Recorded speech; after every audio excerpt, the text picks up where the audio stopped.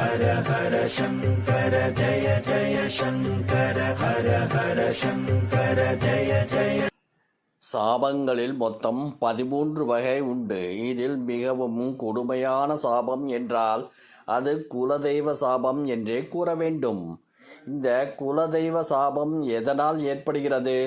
நமது ஜாதகத்தில் குல தெய்வத்தின் சாபம் இருக்கிறதா என்பதை கண்டறிவது எப்படி? அதற்கு பரிகாரம் உண்டா? வாருங்கள் பார்ப்போம். நமது முன்னோர்கள் வழி வழியாக வணங்கும் ஒரு தெய்வமே குலதெய்வமாகும். மற்ற அனைத்து தெய்வங்களை காட்டிலும் குல தெய்வத்திற்கு சக்தி அதிகம். யமன் கூட ஒருவரின் உயிரை பறிக்க வேண்டுமானால் குல தெய்வத்தின் அனுமதி பெற்றே பறிப்பார். இப்படி பல அபூர்வ சக்திகளை கொண்ட குல தெய்வத்தின் சாபம் எதனால் ஏற்படுகிறது?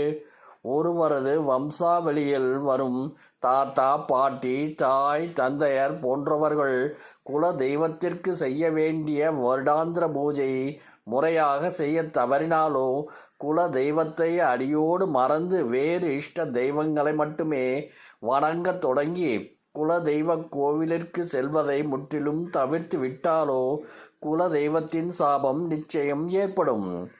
குல தெய்வ சாபம் இருக்கிறதா என்பதை ஜாதகத்தை வைத்து எப்படி கண்டறிவது?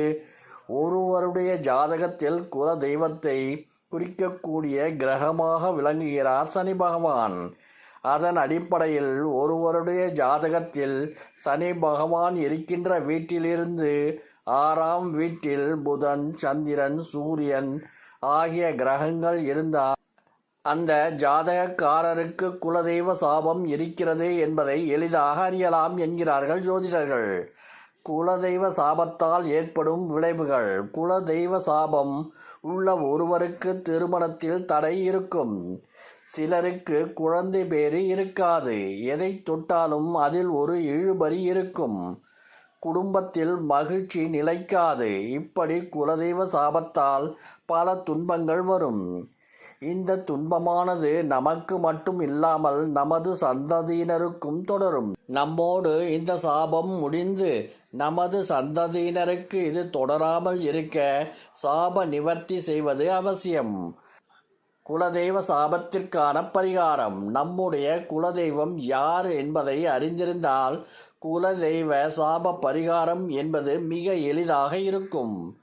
குல தெய்வம் பற்றி அறியாதவர்கள் முதலில் குல தெய்வத்தை அறிவது அவசியம். பின் நம் முன்னோர்கள் எப்படி குல தெய்வத்தை வழிபட்டார்களோ அதே போல நாமும் குல தெய்வத்தை வழிபட வேண்டும். ஒரு சிலருக்கு கிடாய் வெட்டி பொங்கல் வைக்கும் பழக்கம் இருக்கும்.